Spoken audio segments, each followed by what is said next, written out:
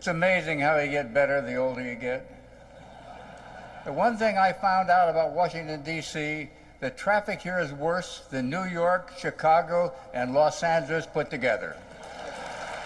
My empathy for all you people there. Well, I'm delighted to be here and very proud, I must tell you, because all those things you heard him say, I didn't really say those things. I mean, it's just that they popped out. Now, if he hits his head against the wall, is rolling toward the field, you wouldn't think it would be the ball, would you? But my highlight that he did use was, I said John Smith is throwing up in the bullpen. Now, what I said, he's throwing them up. That's a phrase used in baseball, playing catch. And to this day, they will not let me out of that one.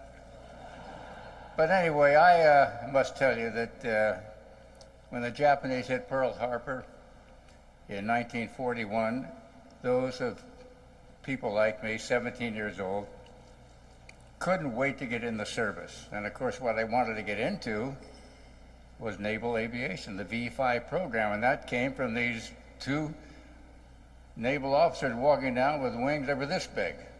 And I thought, oh, wow, that's really something. So I went through training, and finally I got to Corpus Christi. And there was a Colonel Gaylor, I think was the first man to land an SBD on Guadalcanal. He said, why do you want to go in the Marine Corps? Scared the daylights out of me. I don't know what to say, so I started talking. And he finally agreed to let me in. Because he said, you know how much it costs to train a naval aviator? $300,000. You're going to get halfway through and fail. I was looking for him on April the 1st, 1944. When I got my wings and my commission, I could never find him. I just wanted to say, hey, you're wrong. But overall, I don't think anything has happened to me that's been more important to me.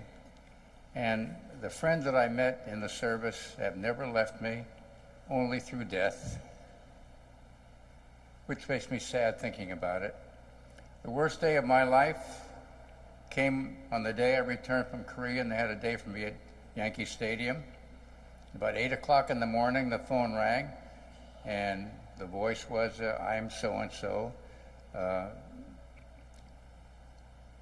Somebody wants to talk to you down in the lobby.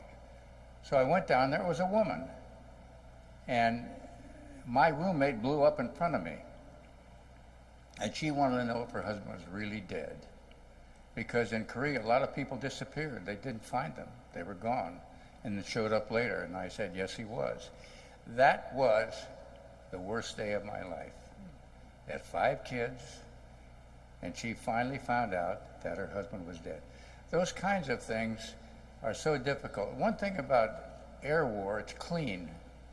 You know, people blow up, they go in on dive, don't come up, you don't see it. It's not like standing in the trenches next to a guy who has his head blown off, your best friend.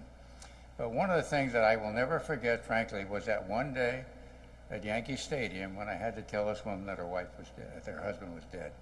Basically, and I've said this before, and I mean it, my 5 years in the service in the Marines were the best years of my life.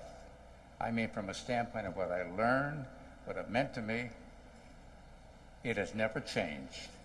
And all the other honors mean nothing to me compared to that. So for you people that are in the Marines,